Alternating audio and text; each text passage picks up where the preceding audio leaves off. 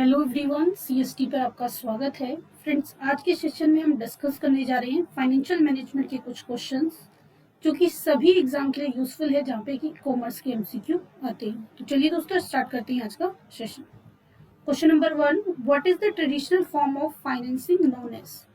Financing की traditional form को क्या कहते हैं? Corporate financing. Option number A is the right answer.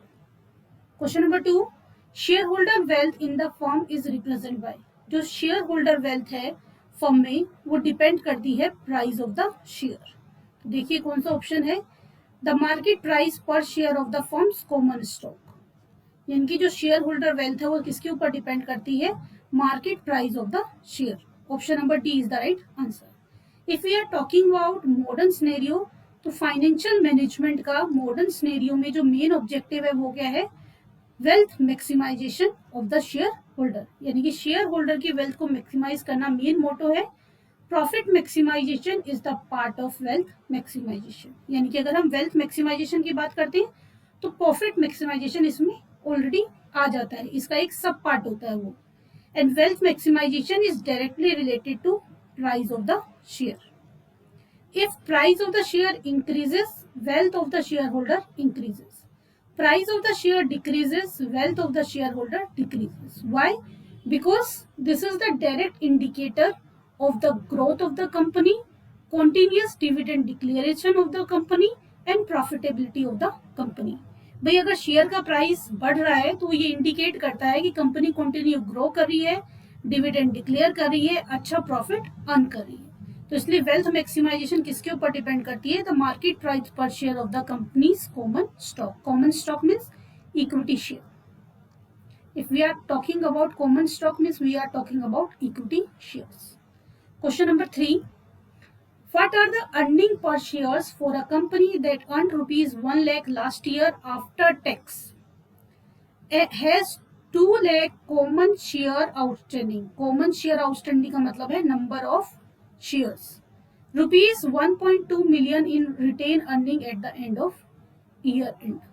Retain earning EPS को इम्पैक्ट नहीं करेगा। ईपीएस का फॉर्मूला क्या होता है? EPS is equal to earning after tax minus preference dividend upon, क्या हो जाएगा? Upon number of equity share holder. तो यहाँ पे रिटेन अर्निंग इम्पैक्ट नहीं कर रहा है। अर्निंग आफ्टर टैक्स आपको गिवन है 1 लाख, प्रेफरेंस डिविडेंड है नहीं हमारे क्वेश्चन में, नंबर ऑफ शेयर होल्डर है 2 lakh, your EPS is 0.5, means option number C is the right answer. Moving on the next question, question number 4, dash of a firm refers to the composition of its long term fund and its capital structure. देखिए capital structures और long term fund के combination को, composition को कौन represent करता है? Capitalisation. Capitalisation आपका show करता है कि कितने आपके इक्विटी शेयर हैं, कितने प्रेफरेंस शेयर है, कितने आपके लॉन्ग टर्म फंड है, यानी कि कितना डेप्ट है, कितना लॉन्ग टर्म लोन है। तो वो कहाँ आता है? कैपिटलाइजेशन में। आपके कुछ कंसेप्ट हैं, over capitalization, under capitalization and market capitalization. इनको भी हम डिस्कस कर लेते हैं, ये भी इंपॉर्टेंट है एग्जाम पॉइंट ऑफ व्यू से। अंडर कैपिटलाइजेशन क्या होता है? अंडर, जैसे कि नाम बता रहा है कि capital is less than, capital is less than value of asset. Value of capital is less than value of asset. Under capitalization में जो कैपिटल है वो वैल्यू ऑफ एसेट से लेस होती है। उसका रीजन हो सकता है नंबर 1, जो फिक्स एसेट्स हैं वो किस पे खरीदी हैं? लेस प्राइस पे। हो सकता है फिक्स एसेट्स को किस पे खरीदा गया हो? लेस प्राइस पे, यानी कि रिसेशन में परचेज किया गया हो। सेकेंड रीजन क्या हो सकता है? कंपनी ने सीक्रेट रिजर्व बना रखे हैं, यानी कि कंपनी ने अपने प्रॉफिट में से ज्यादा डिविडेंड डिक्लेयर ना करके, मतलब यू कैन से डिविडेंड कम डिक्लेयर किया है और रिटेन अर्निंग ज्यादा रखी है, और जो फंड है उसको कंपनी में री इन्वेस्ट कर दिया है। तो उस फंड को री इन्वेस्ट करने की वजह से जो वैल्यू है वो क्या हो जाती है? इंक्रीज हो जाती है। क्लियर? तो रीजन क्या है अंडर कैपिटलाइजेशन के? कि फिक्स एसेट्स को लेस प्राइस पे या रिसेशन में परचेज किया गया है, ठीक है, या डिफ्लेशन में आप कह सकते हो परचेज किया गया है, और कंपनी ने सीक्रेट रिजर्व बनाई है, यानी कि जो अर्निंग है उसका less portion as a dividend declare किया है और ज्यादा portion as a retained earning रख दिया है। इसकी वजह से क्या होता है, अंडर कैपिटलाइजेशन कंपनी के लिए बेनिफिशियल सिचुएशन है ये, क्योंकि अंडर कैपिटलाइजेशन में क्या होता है, अंडर कैपिटलाइजेशन में जो इंडस्ट्री का एवरेज होता है, suppose average return of industry is 15% and the firm rate of return is 30%. This situation is called under capitalization. ऐसा क्यों हुआ, उस पर्टिकुलर इंडस्ट्री में जितनी भी फर्म है वो 15% अर्निंग अर्न कर रही है, और जो पर्टिकुलर फर्म है जिसकी हम बात कर रहे हैं अंडर कैपिटलाइजेशन की, उसकी अर्निंग है 30%। वो बाकी लोगों से ज्यादा किस लिए करी, क्योंकि उसने सीक्रेट रिजर्व रखे हैं, रिटेन अर्निंग रखी है, री इन्वेस्ट किया है पैसा, और जो फिक्स एसेट्स है उनको लेस वैल्यू पे परचेज किया है। क्लियर है? यानी कि अंडर कैपिटलाइजेशन क्या होता है, कंपनी के लिए बेसिक बेनिफिशियल सिचुएशंस की तरह ट्रीट किया जाता है, क्योंकि यहाँ पे फर्म की अर्निंग क्या होती है, ज्यादा होती है as compare to other companies in the same industry. Clear? इस सिचुएशन को कैसे रेक्टिफाई किया जाता है, भाई देखिए बैलेंस बनाना होता है कैपिटल और वैल्यू ऑफ एसेट में। तो इस सिचुएशन को अगर इम्प्रूव करना है तो उसका मेन बहुत सारे तरीके होते हैं, मैं मेन चीजों की बात कर रही हूँ। पहला तरीका होता है बोनस शेयर, यानी कंपनी क्या करे, बोनस शेयर इशू कर दे। दूसरा तरीका क्या हो सकता है, new issue of share, new issue of shares. Clear? तो कई बार क्वेश्चन ऐसे भी आ सकता है कि कौन सी सिचुएशन को रेक्टिफाई करने के लिए बोनस शेयर इशू किए जा सकते हैं या कंपनी के न्यू शेयर इशू किए जाते हैं। तो कौन सी सिचुएशन है, under capitalization. Over capitalization is just opposite of it. वो क्या है, उसमें उल्टा हो जाएगा। यानी कि अगर मैं बात करूं ओवर कैपिटलाइजेशन की, तो उस सिचुएशन में अगर इंडस्ट्री का एवरेज रिटर्न 30% है, तो फर्म का एवरेज रिटर्न क्या होगा, 15%। यानी कि इससे लेस होगा, इंडस्ट्री से फर्म का रिटर्न क्या होगा, लेस होगा। उसका रीजन क्या होगा, फिक्स एसेट को हाई प्राइस पे खरीदा गया है, कंपनी ने रिटेन अर्निंग कम रखी है, सीक्रेट रिजर्व नहीं बनाई है, तो उसकी वजह से कंपनी जो है ज्यादा अर्न नहीं कर रही है। तो इस सिचुएशन में क्या करना होगा, कंपनी को अपनी कैपिटल को एडजस्ट करना होगा, लेस करना होगा। Because in case of over capitalization value of capital is more than value of asset. इसका रीजन क्या हो सकता है कि बहुत सारा कैपिटल जो है हो सकता है अनयूज्ड हो, वो किसी पर्टिकुलर क्रिएटिव एक्टिव तरीके से रिटर्न गेट नहीं कर रहा है, या फिर कैपिटल का पार्ट ऐसे फिक्स एसेट्स पे इन्वेस्ट कर दिया गया है जिसकी फुल एफिशिएंसी यूटिलाइज नहीं हो पा रही है। क्लियर है? तो ओवर कैपिटलाइजेशन क्या है, कंपनी के लिए हार्मफुल है। क्या रीजन है इसका, हो सकता है कैपिटल का कुछ पोर्शन आइडियल पड़ा हो, कुछ यूज ना हो रहा हो उसका, या हो सकता है कैपिटल का पोर्शन ऐसी जगह ऐसी फिक्स एसेट में लगाया हो या ऐसी जगह पे लगाया हो जहां से कुछ रिटर्न नहीं मिल रहा हो, या उसका फुल एफिशिएंसी के साथ यूटिलाइजेशन नहीं हो रहा हो। ठीक है? Then market capitalization. Market capitalization is the value of the firm at current price and current outstanding share holder. यानी कि current number of share holder और करंट शेयर प्राइस पे जो कंपनी की जो वैल्यू होती है, that value is called market capitalization. Clear? Moving on the next question, question number 5. In the dash, the future value of all cash inflow. Future value of all cash inflow at the end of a time horizon at a particular rate of interest is calculated. जो future के inflow है उनकी value calculate की जाती है किस तरह से, देखिए 1 ईयर के बाद 1000 मिल रहा है, 2 ईयर के बाद 3000 मिल रहा है, 3 ईयर के बाद 2000 मिल रहा है, 4 ईयर के बाद 5000 मिल रहा है। तो जो फ्यूचर के इनफ्लो हैं, जब हम डिसीजन देते हैं तो क्या करते हैं, उनको प्रेजेंट में लाते हैं, और प्रेजेंट में लाने का तरीका क्या होता है, प्रेजेंट में उनको क्या करके लाते हैं, डिस्काउंटेड। यानी कि फ्यूचर में जो इनफ्लो मिलेगी उनको प्रेजेंट में हम क्या करके लाएंगे, discounted. Option number C is the right answer. अगर आप एकदम से क्वेश्चन पढ़ते हो तो फ्यूचर देख के हमारे माइंड में आएगा कंपाउंडिंग टेक्निक, लेकिन ध्यान रखना इनफ्लो, फ्यूचर के इनफ्लो को आप वैल्यू कैलकुलेट करें एक टाइम ओरिजिन के बाद। जो फ्यूचर के इनफ्लो हो सकता है कि वो इनफ्लो अलग अलग हो या फिर एक साथ हो, यानी कि जैसे प्रेजेंट वैल्यू की आपने बात की और 5 ईयर के बाद 10,000 मिल रहा है, तो आज की डेट में उसकी क्या वैल्यू है, ये भी हो सकता है और अलग अलग कैश फ्लो भी हो सकता है। बट आप क्या करके ला रहे हो, फ्यूचर के इनफ्लो को प्रेजेंट में कन्वर्ट करके ला रहे हो, तो वो कौन सी टेक्निक होगी, discounting technique. Option number C is the right answer.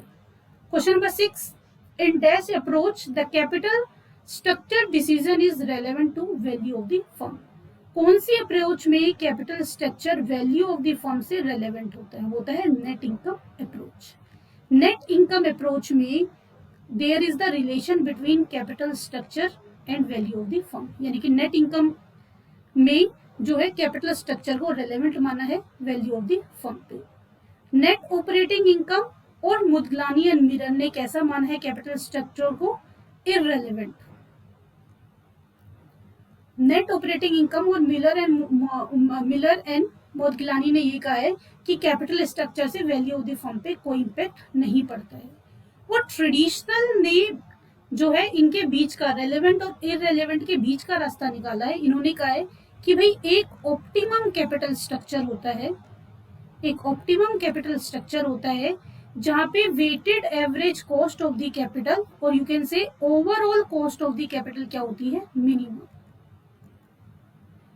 एक ऑप्टिमम कैपिटल स्ट्रक्चर होता है जहां पे weighted average cost of the capital और overall cost of the capital minimum होती है, वहां पे वैल्यू ऑफ द फर्म क्या होती है, मैक्सिमम। और अगर इससे डेविएट होता है तो वैल्यू क्या हो जाती है, चेंज। क्लियर। तो यहाँ पे आपसे पूछा था रेलेवेंट है, तो रेलेवेंट किसमें है, नेट इनकम अप्रोच में। Moving on the next question, question number 6, when dash is greater than 0 the project should be accepted. देखिए जब net present value greater than 0 होगी तो प्रोजेक्ट को क्या करेंगे, एक्सेप्ट करेंगे। Option number C is the right answer. अगर एक प्रोजेक्ट की बात कर रहे हैं तो जहां पे नेट प्रेजेंट वैल्यू क्या होगी, ग्रेटर देन 0, तो प्रोजेक्ट को क्या करेंगे, एक्सेप्ट। नेट प्रेजेंट वैल्यू क्या होती है, present value of cash inflow minus present value of cash outflow, उसका जो डिफरेंस होता है उसे क्या कहते हैं, net present value. Internal rate of return यानी कि IRR क्या होता है, वो रेट होती है एट विच NPV इज 0। जहां पे NPV 0 हो जाता है यानी कि present value of cash inflow और आउटफ्लो का जो डिफरेंस है वो 0 आ जाता है, वो रेट क्या है, IRR, यानी कि ये मिनिमम रेट ऑफ रिटर्न भी है। एटलीस्ट प्रोजेक्ट को एक्सेप्ट करने के लिए इतनी रेट तो चाहिए ही चाहिए, इससे अप होनी चाहिए, इतनी है इससे अप होगी, अदरवाइज जो वो पर्टिकुलर प्रोजेक्ट है वो क्या लेके आएगा कंपनी के लिए, लॉस लेके आएगा। प्रॉफिटेबिलिटी इंडेक्स क्या होता है, present value of cash inflow divided by present value of cash outflow. Clear. तो यहाँ पे हमसे पूछा था कि ग्रेटर देन 0 है तो कब एक्सेप्ट करते हैं, तो वो नेट प्रेजेंट वैल्यू। और अगर दो प्रोजेक्ट होंगे तो जिसकी नेट प्रेजेंट वैल्यू हायर होगी we will accept that particular project. और मोर देन 2 में भी सेम सिचुएशन है, जिसकी नेट प्रेजेंट वैल्यू हायर होगी company accept that particular project. Moving on the next question, question number 8. Dash refers to the amount invested in various component of current assets. अगर current assets के various component में amount invest की जाती है तो उसको बोलते हैं ग्रॉस वर्किंग कैपिटल। और अगर हम करंट एसेट्स में से करंट लायबिलिटी को लेस कर देते हैं तो उसको बोलते हैं नेट वर्किंग कैपिटल। देखिए क्वेश्चन को एनालिटिकल तरीके से देखिए, एक ही क्वेश्चन है, इसको कम से कम 20-25 तरीके से पूछा हुआ है, नेट वर्किंग कैपिटल और ग्रॉस वर्किंग कैपिटल। अगर आपने कंसेप्ट समझा हुआ है तो ये समझ के मत चलिए कि किसी ने क्वेश्चन कराया तो डिट्टो वर्ड टू वर्ड आ जाएगा, ऐसा आजकल नहीं होता है। वो कुछ चांसेस की बात है, कुछ क्वेश्चन आ सकते हैं वर्ड टू वर्ड भी, लेकिन कुछ वेरिएशन होता है। अगर आप एनालिटिकल तरीके से पढ़ोगे तो क्वेश्चन किसी भी तरह से आए आप डेफिनेटली करेक्ट आंसर करके आओगे। तो यहाँ पे आपसे पूछा हुआ है कि भाई कंपोनेंट ऑफ करंट एसेट्स में अगर इन्वेस्ट करते हैं तो उसको क्या बोलते हैं, ग्रॉस वर्किंग कैपिटल। अगर आपसे पूछा होता net working capital means current assets minus current liability. Temporary working capital क्या होती है कि कुछ टाइम के लिए आप कैपिटल लगाते हो फिर वापस वो रिकवर हो जाती है, देन अगेन इन्वेस्ट कर देते हो। और permanent working capital just like your fix capital. जैसे फिक्स कैपिटल होता है, इसी तरह से जो परमानेंट वर्किंग कैपिटल है वो ब्लॉक रहती है फॉर मोर देन 1 ईयर। तो वहां पे अब हमें उसको फिक्स कैपिटल की तरह ट्रीट करते हैं, लेकिन क्योंकि इसका टाइम पीरियड लेस होता है तो इसलिए फिक्स ना कहकर इसको क्या कह देते हैं हम, परमानेंट वर्किंग कैपिटल। क्योंकि फिक्स कैपिटल क्यों है, आपकी 5 year, 10 year, 20 year, more than 5 year होती है, और परमानेंट वर्किंग कैपिटल में भी फॉर 1 और 2 ईयर, यानी कि हमेशा ब्लॉक रहेगी, इसको रिवाइज करते रहते हैं एज पर द सिचुएशन। दूसरा आप इस तरह से ले सकते हो, ऐसी कैपिटल जिसका डायरेक्टली रिलेशन होता है लेवल ऑफ एक्टिविटी से, level of activity of the firm.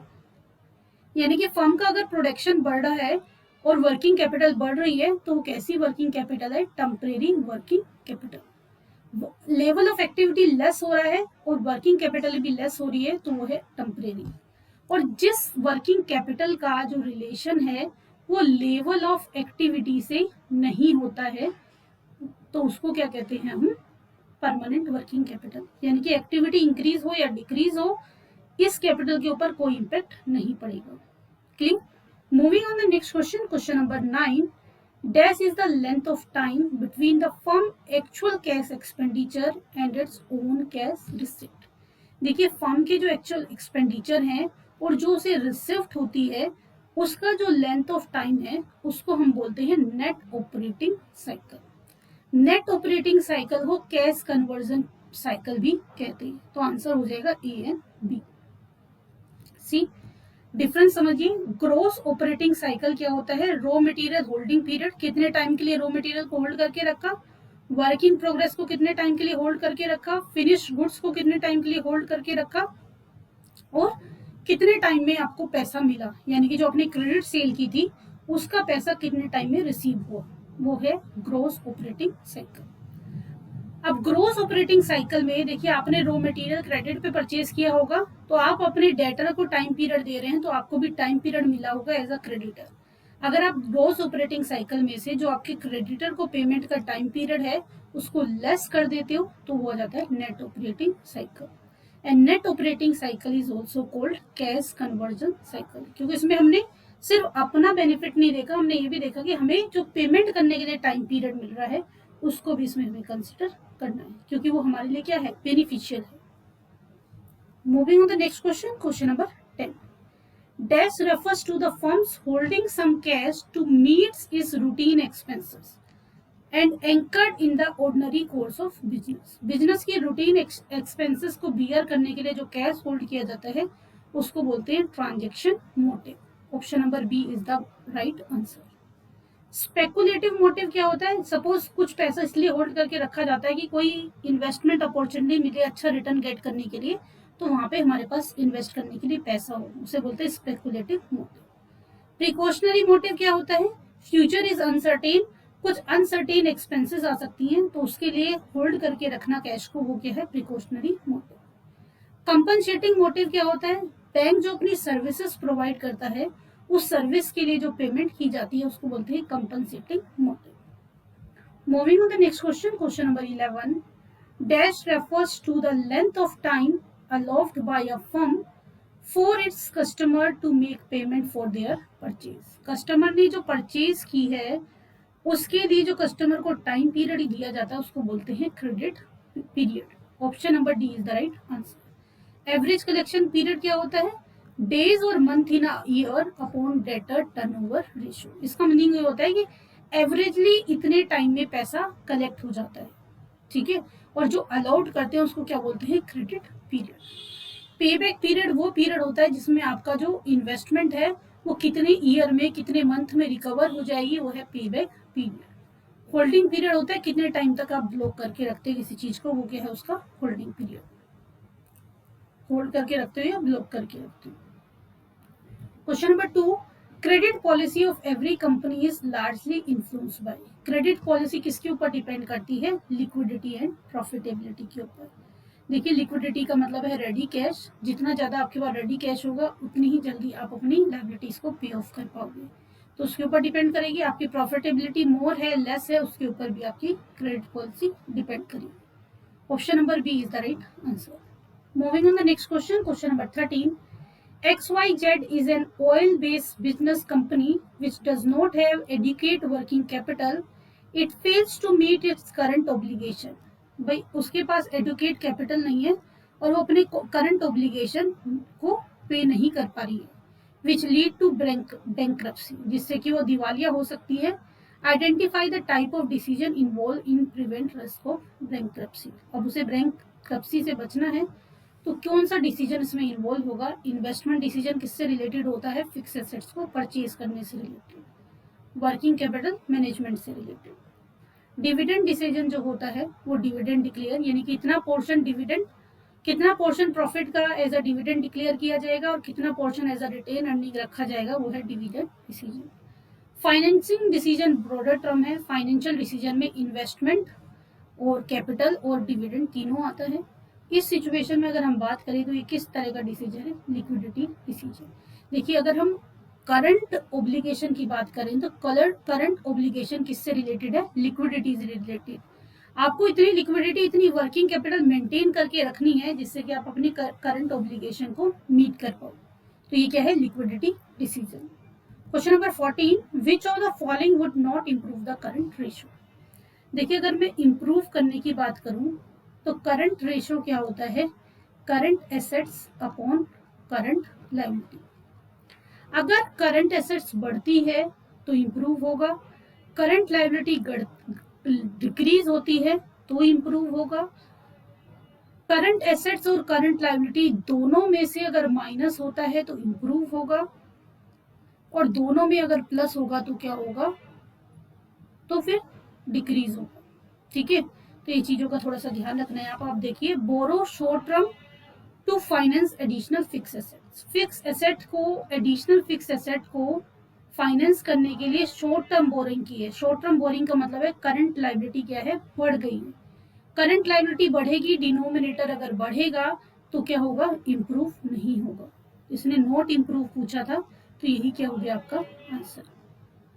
आगे भी डिस्कस कर लेते. Issue of long term debt. Long term liability बढ़ी है, इन्वेंट्री बाय करने के लिए लॉन्ग टर्म डेट लिया है, यानी कि करंट एसेट्स प्लस हुई है, इंक्रीज हुई है करंट एसेट्स, और करंट लायबिलिटी वही की वही है. क्या होगा? इम्प्रूव.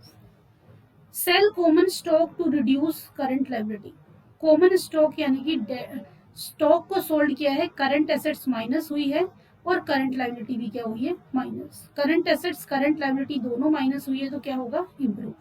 अगर न्यूमरेटर डिनोमिनेटर में से सेम अमाउंट लेस होती है तो क्या हो जाता है? इम्प्रूव. सेम अमाउंट प्लस होगी तो क्या होगा? डिसअप्रूव, और you can say decrease. Sale of fix asset to reduce accounts payable. Fix assets बेचिए तो करंट एसेट्स पे कोई इम्पैक्ट नहीं पड़ा है, लेकिन अकाउंट रिसेबल क्या हो गया? पे ऑफ हो गया, रिड्यूस हो गया, यानी कि करंट लायबिलिटी क्या हो गई? रिड्यूस हो गई. करंट लायबिलिटी रिड्यूस हुई यानी कि डिनोमिनेटर कम होगा तो रेशियो क्या होगा? इम्प्रूव होगा. तो बाकी तीनों से इम्प्रूव हो रहा है, फर्स्ट वाले से इम्प्रूव नहीं हो रहा है, डिक्रीज हो रहा है. तो आंसर क्या हो जाएगा? Option number A. Moving on the next question, question number 15. P Limited Industry has debt to equity ratio of 1.6 compared to the industry average of 1.4. Industry का एवरेज है 1.4 डेप्ट इक्विटी का और पी लिमिटेड का है 1.6. तो ये क्या रिप्रेजेंट करता है? Will not experience any difficulty with the creditor. Creditor के साथ कोई डिफिकल्टी नहीं होगी. Has less liquidity than other. Liquidity का तो इससे रिलेशन ही नहीं है. लॉन्ग टर्म सॉल्वेंसी के लिए यूज होता है डेप्ट equity ratio. Will be view as having high credit worthiness. Credit worthiness भी इससे इंक्रीज नहीं होगी. Has greater than average financial risk when compare to other firm in the industry. Industries की अगर अदर फर्म से इंक्रीज कंपेयर करें तो इसका डेप्ट इक्विटी रेशियो ज्यादा है, यानी कि कैपिटल स्ट्रक्चर में इक्विटी के कंपेरिजन में डेप्ट ज्यादा है. तो अगर डेप्ट ज्यादा होगा तो फिक्स इंटरेस्ट पेमेंट जो है वो मोर होगी एज कंपेयर टू अदर. तो एवरेजली ज्यादा रिस्की होगा as per the as compared to other firms in the industries. Option number D is the right answer. यानी कि क्या है कि जो इंडस्ट्री में जो और फर्म्स हैं उनके कंपैरिजन में इसका रिस्क ज्यादा होगा, क्योंकि इसके पास डेप्थ ज्यादा है. तो प्रॉफिट हो या नहीं हो, इसको एक फिक्स अमाउंट ऑफ इंटरेस्ट पे करना ही करना होगा, यानी कि ये बाकी इंडस्ट्रीज के क्या कर रहा है, ज्यादा इंटरेस्ट पे आउट कर रहा है। क्लियर? अगर इसी सिचुएशन में पूछा जाता है ईपीएस किसका ज्यादा होगा, तो ईपीएस ज्यादा उसका होता है जिसकी क्या होती है, डेप्ट ज्यादा होती है। एक लिमिट तक डेप्ट इंक्रीज करने से अर्निंग पर शेयर क्या हो जाता है, इंक्रीज हो जाता है। तो ऐसा कोई ऑप्शन है नहीं, हमारे पास जो बेस्ट ऑप्शन है वो ऑप्शन नंबर डी है। Moving on the next question, question number 16. Which of the following would be included in a cash estimation और बजट? बजट और कैश एस्टिमेशन में इनमें से किसको यूज किया जाता है, डेप्रिसिएशन चार्जेस। डेप्रिसिएशन कोई आउटसाइड पेमेंट नहीं है, गुडविल कोई आउटसाइड पेमेंट नहीं है, पेटेंट एमोटाइजेशन कोई आउटसाइड पेमेंट नहीं है, तो किसको इंक्लूड करेंगे, डिविडेंड को। Option number B is the right answer. Question number 17. Which of the following would be consider a application of fund? इनमें से किसको application of fund कंसीडर करेंगे। देखिए करंट एसेट्स और करंट लाइबिलिटी की बात होती है, तो करंट एसेट्स अगर इंक्रीज होती हैं तो इसको बोलते हैं एप्लीकेशन ऑफ फंड। अगर करंट एसेट्स डिक्रीज होती हैं तो इसको बोलते हैं सोर्स ऑफ फंड। अगर करंट लायबिलिटी इंक्रीज होती है, करंट लायबिलिटी इंक्रीज होती है तो उसे बोलते हैं सोर्स ऑफ फंड। अगर करंट लायबिलिटी डिक्रीज होती है तो इसे बोलते हैं एप्लीकेशन ऑफ फंड। अब समझ लीजिए कैसे। करंट एसेट्स बढ़ रही है यानी कि आपको ज्यादा पैसा चाहिए। करंट एसेट्स बढ़ने का मतलब क्या है, आप अपना मनी ब्लॉक कर रहे हो किसी चीज में, आप स्टॉक में ब्लॉक कर रहे हो, आप प्रीपेड एक्सपेंसेस पे कर रहे हो, कुछ भी आपका जो है करंट एसेट्स में एक्रूड इनकम हो सकता है, ठीक है। तो वहां से क्या होगा, आपका पैसा जो है यूज होगा, एप्लीकेशन होगा। करंट एसेट्स कम होने का मतलब है कि आपने अपना पैसा इन्वेस्ट नहीं किया, कम लगाया है, तो वो आपके लिए क्या है, सोर्स ऑफ फंड है, यानी कि उससे प्रॉफिटेबिलिटी बढ़ी है। लायबिलिटी इंक्रीज होने का मतलब क्या है, आपके क्रेडिटर बढ़ गए हैं, आपकी आउटस्टैंडिंग एक्सपेंसेस बढ़ गई हैं, तो एक तरह से वो क्या काम कर रही है, आपके सोर्स का काम कर रही है। करंट लायबिलिटी कम होने का मतलब क्या है कि भाई आपके क्रेडिटर कम हो रहे हैं, आउटस्टैंडिंग एक्सपेंसेस कम हो रही हैं, इसका मतलब आप ज्यादा पेमेंट कर रहे हो ऑन टाइम, तो वो क्या है आपका, उसके लिए आपको फंड की जरूरत है, तो वो क्या हो जाएगा, एप्लीकेशन ऑफ फंड। अब यहाँ देखिए उसने कहा है एप्लीकेशन क्या है, decrease in account receivable, account receivable decrease हो रहा है तो ये क्या है, source of fund. Decrease in cash, ये भी करंट एसेट्स डिक्रीज हो रही है, source of fund. An increase in account payable, current liability increase हो रही है, source of fund. An increase in cash, current assets increase हो रही है, एप्लीकेशन ऑफ फंड। तो आंसर क्या हो जाएगा, ऑप्शन नंबर डी। टेक्निकली समझोगे तो कुछ भी आपको दे दे, you are able to answer correctly. Question number 18. All of the following influence capital budget cash flow except. इनमें से सब कैपिटल फ्लो को, बजट की कैपिटल फ्लो को इन्फ्लुएंस करते हैं एक्सेप्ट। देखिए एसेलरेटेड डेप्रिसिएशन, बढ़ता हुआ डेप्रिसिएशन इंपैक्ट करेगा, साल्वेज वैल्यू इंपैक्ट करती है, कैपिटल बस्टिंग को, टैक्स रेट इंपैक्ट करती है। कैपिटल बस्टिंग क्या होता है, इन्वेस्टमेंट से रिलेटेड डिसीजंस कि भाई ये पर्टिकुलर एसेट परचेज करना चाहिए या नहीं करना चाहिए, प्रोजेक्ट एक्सेप्ट करना चाहिए या नहीं करना चाहिए, जो लॉन्ग टर्म डिसीजंस होते हैं वो आते हैं। तो ये तीनों इम्पैक्ट करेंगे, लेकिन आप कैपिटल बस्टिंग के बहुत सारे टेक्निक्स होते हैं, modern and traditional, net present value, profitability index and all that, IRR, internal rate of return, accounting rate of return, पे बैक पीरियड। तो आप कौन सा तरीका अप्लाई कर रहे हो उससे उसके ऊपर इम्पैक्ट नहीं पड़ता है, वो तो एक तरीका है डिसीजन मेकिंग का। Option number D is the right answer. Question number 19. The estimated benefit from a project are expressed as cash flow instead of income flow. अगर हम प्रोजेक्ट की बात करते हैं तो प्रोजेक्ट की डिसीजन मेकिंग हम कैश फ्लो को लेते हैं, हम इनकम फ्लो को नहीं लेते हैं। क्यों? देखिए जो कैपिटल बस्टिंग या प्रोजेक्ट से रिलेटेड और capital budgeting decision means the same. जो कैपिटल बस्टिंग से रिलेटेड होते हैं या कैश फ्लो प्रोजेक्ट से रिलेटेड डिसीजंस होते हैं, वो हमें ये देखना होता है कि कितना हमारा आउटफ्लो हो रहा है और इतना आउटफ्लो करने के बाद कितना इनफ्लो आएगा, उसका कंपैरिजन करके हम डिसीजन लेते हैं, इसलिए इसमें कैश फ्लो ही क्या रहता है, better. It is cash flow, not accounting income, that is central to the firm's capital busting decision. Option number B is the right answer. Question number 20. To increase a given present value, the discount rate should be adjusted. आपको present value को increase करना है। Present value क्या होता है, future में जो cash flow आ रही हैं उनको प्रेजेंट में कन्वर्ट करके लाना एट अ डिस्काउंटेड रेट। किस पे लाना है, डिस्काउंटेड रेट पे। अब आपको प्रेजेंट वैल्यू को क्या करना है, प्रेजेंट वैल्यू को इंक्रीज करना है। अगर आप प्रेजेंट वैल्यू को इंक्रीज करेंगे तो डिस्काउंटिंग वैल्यू को क्या करना होगा, डिक्रीज, क्योंकि जितनी ज्यादा डिस्काउंटेड रेट होगी प्रेजेंट वैल्यू उतनी ही क्या होगी, कम होगी। तो प्रेजेंट वैल्यू में और डिस्काउंटेड रेट में कैसा रिलेशन है, नेगेटिव रिलेशन है, इनवर्स रिलेशन है। तो आपसे पूछा अगर प्रेजेंट वैल्यू इंक्रीज करना है तो डिस्काउंट रेट को क्या करना होगा, डिक्रीज करना होगा, यानी कि क्या करना होगा, downward. Option number B is the right answer. ठीक है, तो दोस्तों ये थे आज के 20 क्वेश्चन। सेशन पसंद आया हो तो सेशन को लाइक कीजिए, अपने दोस्तों के साथ शेयर कीजिए। अभी तक आपने हमारा चैनल सब्सक्राइब ना किया हो तो चैनल को सब्सक्राइब कीजिए और नोटिफिकेशन के लिए बेल आइकन को प्रेस कीजिए। कोशिश करूंगी दोस्तों कि मैं कंटिन्यू रखूं सीरीज, थोड़ा सा वर्कलोड है ऑफिशियल, इस वजह से लेक्चर रिकॉर्ड नहीं कर पाती हूँ। मिलते हैं नेक्स्ट सेशन में, तब तक के लिए बाय बाय, टेक केयर।